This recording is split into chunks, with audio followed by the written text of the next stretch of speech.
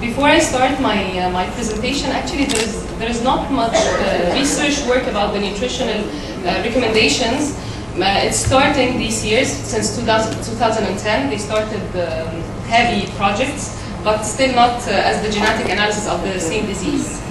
My outline is introduction, general nutrition for the patients with beta thalassemia, vitamin and mineral deficiencies in thalassemia patients, nutritional recommendations and supplements, benefits of physical activity in thalassemia patients. There is very common nutritional deficiencies in patients with thalassemia, whether children or adults. Specifically in children, once there is poor growth or delayed puberty, this should arise a red flag that this patient is suffering malnutrition. Nutritional deficiency in adults is usually manifested by an immune defect in the immune function, oxidative stress, and defect in the bone health. Previous studies have shown that from 25 to 75% growth deficit in patients with thalassemia. These deficits could be explained by chronic anemia, chelation toxicity, as well as iron-associated endocrinopathies. However, several studies have correlated between the nutritional deficiencies and growth failure in patients with thalassemia. There was a positive correlation between zinc level and the linear growth of 46 Egyptian patients. This study was made in Egypt. Pubertal developmental delay was related to poor overall nutritional status in young Italian males with thalassemia. Nutritional support for 1 month has improved the markers of immune function as well as growth in toddlers with thalassemia. Additionally, the increase of the caloric intake between 30 to 50% over an 8-week period have showed marked improvements in 30 pre-pubertal children, including their weight, fat stores, albumin, as well as insulin-like growth factor levels, which all correlate the importance of nutrition in thalassemia patients. Nutritional aspects, in case of, from the point of view of the anthropometric measurements, there was low body mass index in beta thalassemia patients compared to normal age-matched controls. 40 to 75% of patients with beta thalassemia were deficient in vitamin A, C, D, and selenium. Additionally, 28 to 38% of these patients had lower level of vitamin B and folate. To assess nutritional adequacy in patients and in normal people, we have to assess, to make a very important equation, which is nutritional intake should be equal, nutritional requirements minus losses. It's a very simple equation, which means energy in should be equal to energy out, and this will give a nutritional adequacy. To assess the caloric intake, it's so variable in different ages, and I cannot cover it today. However, the caloric intake equals the resting energy expenditure plus thermal effective food and physical activity. Resting energy expenditure equals the basal metabolic rate times 10.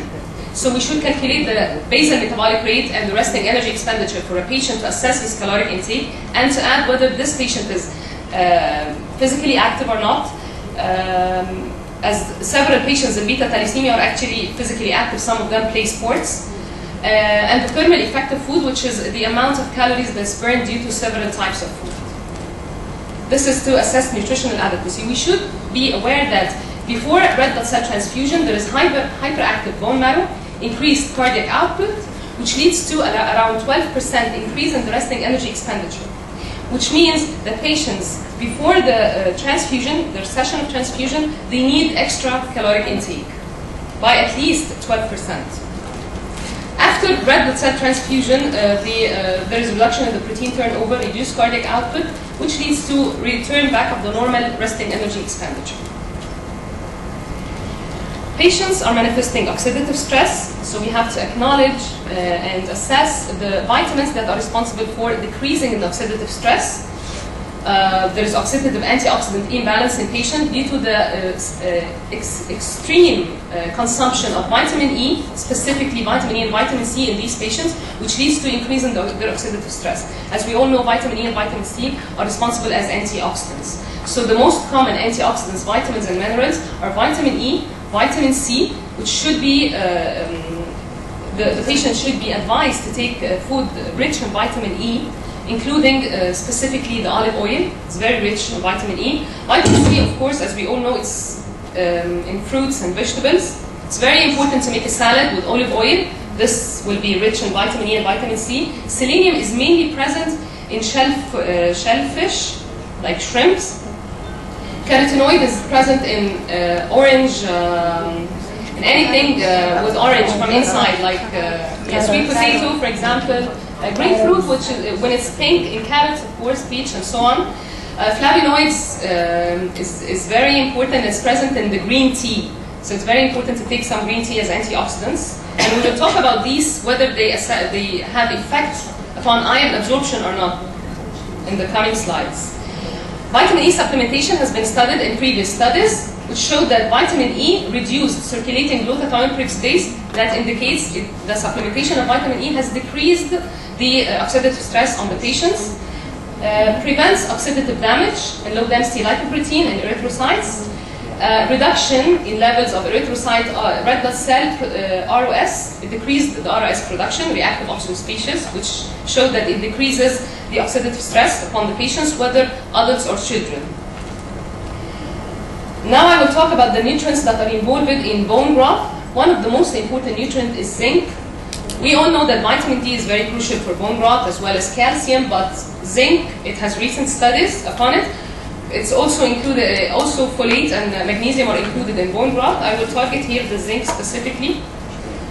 Zinc is not only involved in bone growth, but also was shown to have positive results as antioxidant. For example, it reduced iron-mediated oxidation in lipids.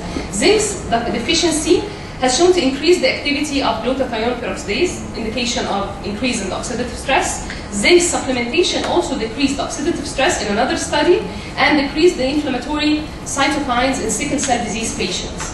Zinc deficiency was shown to be associated with decreased the bone mass in patients. That's a general studies about zinc. The role of zinc in bone formations could be simplified in two words, that it increased the osteoblastic activity and decreases the osteoclastic activity. So it's a very important mineral in bone growth. Zinc and thalassemia. Actually, previous studies were made correlating zinc with thalassemia patients. First, up to 80% of sampled patients with thalassemia have depressed plasma zinc. Zinc deficiency has been documented in both transfused and non-transfused patients. Depletion of zinc, circulating zinc, may be due to the proximal tubular damage, could be a cause, of course. Chelators also that are used to treat the iron overload were shown to decrease the amount of zinc to be related to zinc deficiencies. Low bone mass in patients with thalassemia was common, and it could be related to subclinical zinc deficiency that's not assessed. Zinc supplementation as well was well tolerated in young patients with thalassemia. It increased bone mass, particularly in the spine. These figures just to show the difference between the bone mass between normal controls and patients with thalassemia. As you can see here, there is defect in the bone mass. This is a vertebrae, there is a defect in it. And it was correlated with zinc deficiency. Zinc is not available in several types of food. It's not very common. It could be present in some nuts, in some batter, and in meat, which is not recommended for patients with thalassemia. So zinc is preferred to be supplemented. Calcium. I have two studies correlating calcium with thalassemia, although there are several studies. I only mentioned two studies. Patients with thalassemia have hypoparathyroidism, which leads to decrease in the calcium concentrations, and this was improved by calcium supplementations. Moreover, 75% of patients had low calcium level due to hyperparathyroidism, and 72% of these patients was correlated with the reduced bone mass. So the decrease in calcium is already correlated with bone mass. This is, of course, I'm sure all of you know it. So as a nutritional rule, you can get all the nutrients you need from food alone. We totally agree. However, that does not occur in patients with thalassemia. They cannot get all the requirements from food alone. These are the recommendations from the Ben Health Children's Hospital of Auckland. It's one of the very common hospitals that are making research work upon thalassemia. They are recommending assessment of several minerals and vitamins annually or biannually. Specifically, vitamin D should be assessed biannually. Calcium, folate, zinc should be assessed annually. Copper, selenium, vitamin C, and vitamin E should be assessed annually and should be supplemented. And here are the data about the normal, the required values according to the age group. Now, talking about iron and iron intake in patients with thalassemia, we know that there's two different types of iron. There's the heme iron that's present in the meat, most commonly in the meat or animal. And non-heme iron that's present in other types of food, including green leafy vegetables, spinach, as we know. As a recommendation for transfused patients, we should not alter the food intake. You should eat normally, even if it's a high iron food. And it has an explanation. They receive packed red blood cells. Each pack contains around 200 milligrams. They receive around 2 units every 3 weeks. If you divided the 400 on 21 days, each patient will receive 20 milligram iron per day. If this patient ate 3 ounces of steak, which is like this, around this size, 2 times per week, with 30% absorption, that's the maximum absorption of iron, the patient will receive only 4 milligram per day. So the advice is not to alter their caloric intake in case of transfused patients. If he's a transfused patient, do not let him eat. Actually, they have nutritional deficiencies, so they should be allowed to eat. However, in non-transfused patients, we should monitor the iron intake.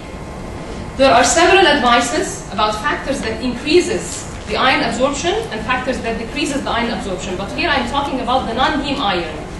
These factors that increase iron absorption, including vitamin C, and therefore he should not drink a cup of orange juice in the morning with breakfast. Vitamin C is recommended for patients with thalassemia, but not during meal, or not immediately, or after or before meal.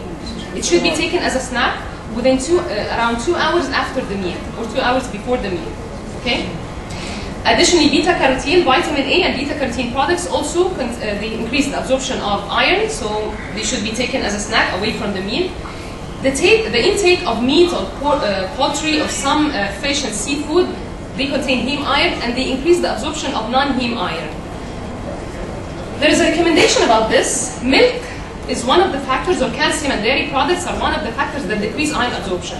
So it's recommended by the UK Association to cook the meat with the milk, or take yogurt with a high heme product, and vice versa in case of iron deficiency, of course.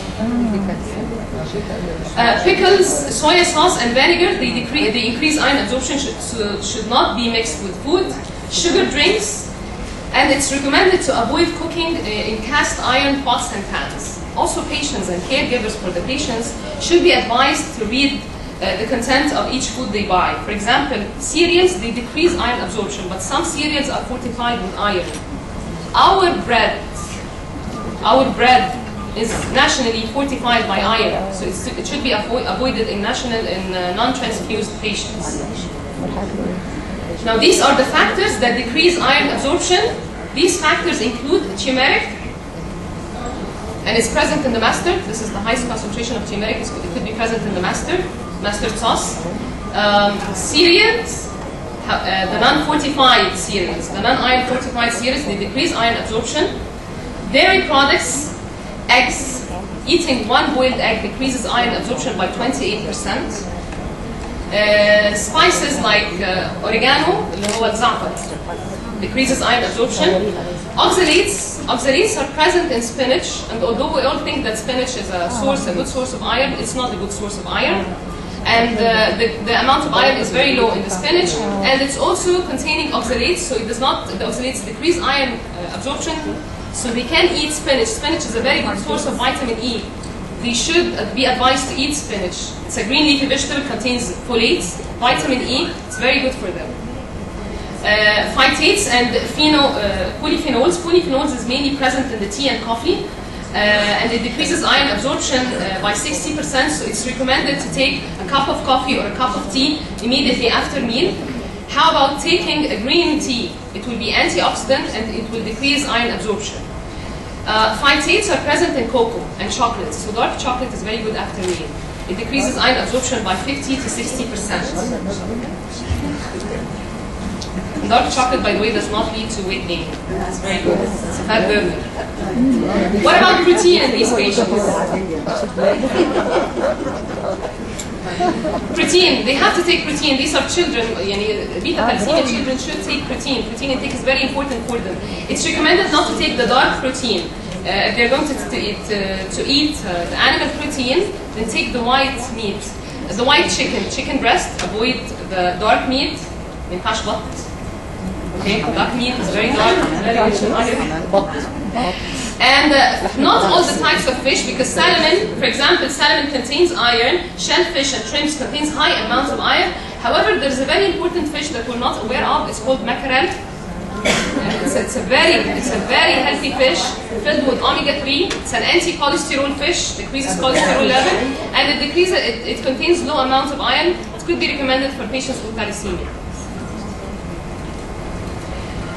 Advice of physical activity. Yes, we should all recommend physical activity. It maintains their body weight, their muscle mass, improves balance, decreased risk of falling and fracture. The less they move, the higher the incidence of fracture they can have. Increased bone mass, lowers the risk of heart disease and stroke. We all know this, and improves the mood. And it's very important for children with beta thalassemia to have a good mood. It increases their achievement, their academic achievement, so it should be recommended. And the recommendations is 50 minutes per week, moderate exercise for adults, 70 minutes vigorous exercise, and 30 minutes a day, 5 times a week. They can start with only 10 minutes at a time, and then increases. As for adolescents, they could work out for 60 minutes. However, we should all be aware, back to our equation, nutritional intake should be equal to the nutritional breaking down. So energy in should be equal to the energy out. If there is increase in the physical activity, you should increase the nutritional intake. Finally, the vitamin C. The vitamin C, we have a lot of problems with vitamin C. Iron oxidizes vitamin C. That's why the cells are usually deficient of vitamin C. The availability, the vitamin C intake increases the availability of iron for certain types of chelators. That's why it was advised to take vitamin C as a concomitant treatment with iron chelators. However, it made some side effects, including cardiac dysfunction. And the patients who received more than 500 milligram daily vitamin C, some of them suffered cardiac dysfunctions. Vitamin C should be decreased, and actually cardiac dysfunction was reversible when vitamin C was discontinued. So the following precautions should be taken when the chelators are given with vitamin C. Vitamin C supplements should not be given to patients with cardiac failure. Start treatment with vitamin C only after an initial month of regular treatment. Vitamin C only, give vitamin C only if the patient already received the chelator. Vitamin C doses up to 200 milligrams may be given in divided doses. And I want to tell you that the guava, contains 230 milligrams vitamin C. So again, the caregivers should be aware about the content of vitamin C. It's present in different fruits and vegetables. 50 milligram for children under 10 years, 100 milligram for older children. And if patients are taking vitamin C, cardiac function should be regularly monitored. So as a summary, for nutrition, well-balanced, nutrient-dense diet is crucial step, together with adequate chelation for transfused patients. Thalassemia patients are unlikely able to meet all the nutritional requirements through dietary intake, and therefore multivitamin, iron-free multivitamins and supplementations are recommended. Vitamin D in particular, we should consider around 2,000 international units, but of course this could be different between one age, and we have to revise with the physician following the patient. Zinc supplementations are recommended to improve the bone mass density. Dietary iron should be monitored in all patients, and tea consumed with meals. Physical activity, patients should start with small, attainable goals. Work out 30 minutes per day. Make it fun. Make it fun for them. Very important, the quality of their life. realize that they may be more tired before transfusion, so the exercise might be lessened before the transfusion session. Thank you very much. Thank you very much, Professor Yasmin, for this very important and practical and elegant presentation. And you answered a lot of questions. Always, the parents are asking always about feeding and are very worried about intake of vitamin C and intake of meat. And I would like to present our next speaker, Professor Randa Makar from Cairo University. She will talk about atherosclerosis and thalassemia.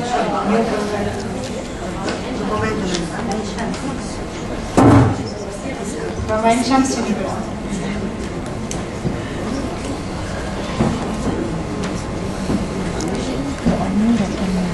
In fact, the Dr. Yasmin Abdel's brainstorming as regards the physical fitness and nutrition and patient with thalassemia, and actually, which is really a subject